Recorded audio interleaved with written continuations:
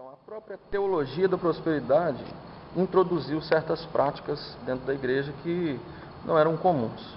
Por exemplo, a venda de objetos, comercialização. A gente vê às vezes na televisão aí pessoas vendendo tijolinhos, vasilhas com óleo ou com água, que dizem que é do rio lá de Israel, etc. Ou lenços, ungidos, toalhinhas. E seria interessante, não é? Eu acho que seria honesto e válido se uma igreja dessas dissesse: nós estamos querendo construir um templo maior, fazer uma obra X, fazer um trabalho tal, e precisamos de recursos para isso. Por isso nós estamos aqui com alguns itens da igreja e os irmãos quiserem comprar para ajudar. É uma coisa honesta. Vamos entrando, mas se está certo, se está errado, por quê? Mas seria uma coisa honesta.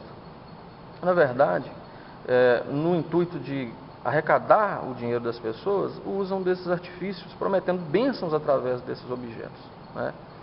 Nós cremos que a nossa fé não tem que estar depositada em objetos, coisas, mas sim em Deus. É Deus que opera.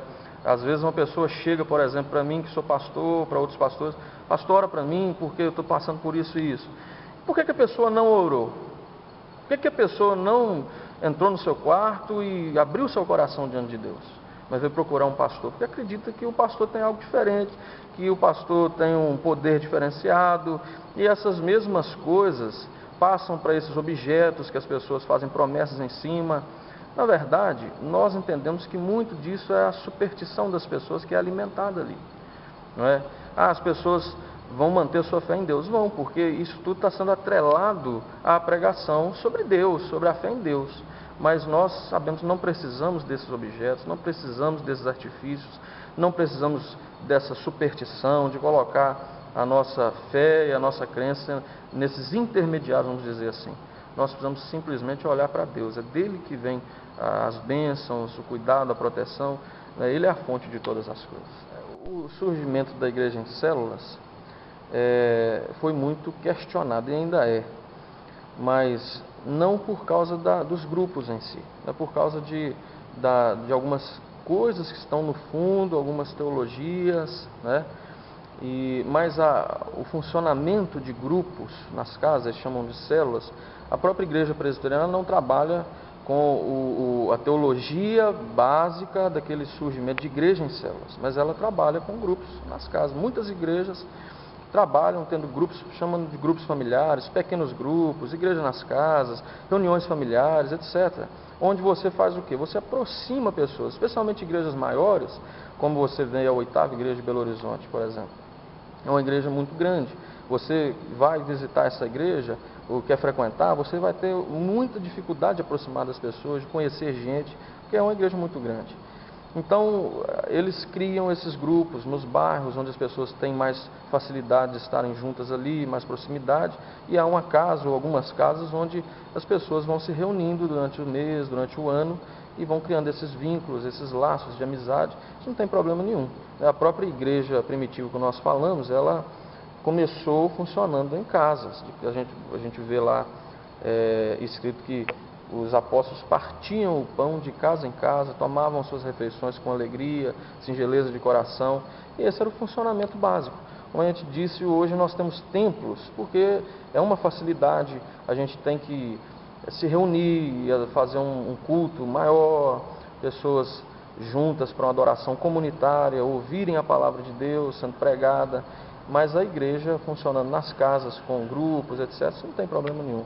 Isso, na verdade, tem ajudado muito nesse tempo em que a gente está correndo muito, tem pouco tempo, todo mundo trabalha demais, às vezes não tem tempo para chegar na igreja nos dias de semana, e o povo se reúne nas casas, estuda a Bíblia junto, mantém a comunhão. Isso é muito bom. A gente vê que a política ela tem entrado muito na igreja. Alguns líderes até assumindo lados e partidos. Eu, sinceramente, não sei dizer até onde seria correto participar, até onde não. A minha posição pessoal, minha opinião, é que a igreja não é lugar de se fazer política. A igreja é um ambiente que tem um outro objetivo, um outro propósito, e aqui a gente reúne pessoas com os mais diversos pensamentos.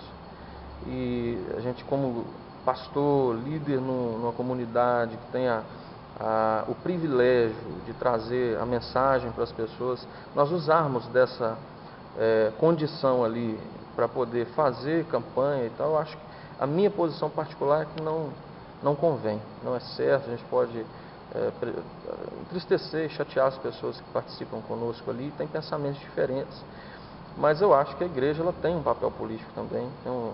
Como a igreja não é um prédio, a igreja são as pessoas que se reúnem, né? A própria palavra igreja no grego é isso, é assembleia, juntamento de pessoas. Então, a igreja, ela, como cidadãos aqui da nossa cidade, ela tem uma expressão de cobrar, a própria mensagem do Evangelho, ela cobra muita justiça social. A igreja, como essa voz que clama pela justiça, que busca os direitos do povo, ela tem realmente um papel. Agora tem que ter cuidado até onde nós estamos indo com esse papel nosso. A gente vê dois fenômenos com relação à juventude na igreja. De um lado, você vê um surgimento, né, um renovo nesse interesse pelos jovens, exatamente por causa do segundo fenômeno, do outro fenômeno, que é um esvaziamento da igreja por parte dos jovens. A gente vê uma geração de jovens que questiona muito, que tem certas dúvidas, dificuldades, talvez de continuar andando com a igreja estabelecida, com a igreja institucionalizada. E você vê então as igrejas abrindo seus olhos para a necessidade de alcançar esses jovens. Eu acho que está certo. E o problema foi exatamente porque isso não surgiu antes. A Bíblia chama, por exemplo, na Eclesiastes, fala que o jovem deve buscar o Senhor agora, enquanto é forte, enquanto a sua vida tem muito para muito para frutificar e produzir para a obra de Deus, enquanto ele está feliz, ele tem força física, saúde, disposição, ânimo, coragem, e diz: busca o Senhor hoje, enquanto os dias maus não chegaram, você não está cansado ainda, né? Falando da fase mais idosa, da velhice, onde a gente vê realmente essas limitações, essas dificuldades. Paulo, por exemplo, manda para uma igreja um pastor jovem chamado Timóteo, e ele dá muitos conselhos a esse pastor, mostrando até as dificuldades próprias de um jovem nesse trabalho. Então a igreja não é uma questão de ser um lugar para velhos, um lugar para jovens, é um lugar para todos, né? Mas o jovem ficou muito deixado pela igreja durante muito tempo. A igreja, uma geração endureceu na igreja e assumiu a responsabilidade, pegou a liderança e levou o trabalho, pregou o evangelho, mas esqueceu de discipular os jovens que estavam chegando, ensinar os jovens, passar o bastão. E aí você vê uma lacuna, não é? Nessa geração que passou, que hoje está à frente, você vê às vezes igrejas predominantemente de idosos, e você não vê os jovens ali. Então é porque não houve essa preocupação com a juventude que hoje estão tendo. A juventude não é a igreja de mãe, é a igreja de hoje, como as crianças são a igreja de hoje, né, que vão com certeza levar o trabalho para as próximas gerações também. Por isso a gente fala a igreja do futuro.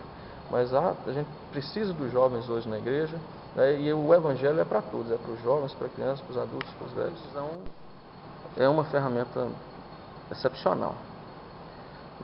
Eu entendo que um canal de televisão ele tem uma ideologia. Portanto, você pode ter canais das mais diversas formas de pensamento, ou segmentos ou grupos. Mesmo que seja a ideologia do entretenimento, quer dizer, há uma ideia naquele canal, naquele veículo, né, naquela mídia. E hoje muitas igrejas têm se voltado para isso, buscado um espaço na mídia para comunicar a sua mensagem.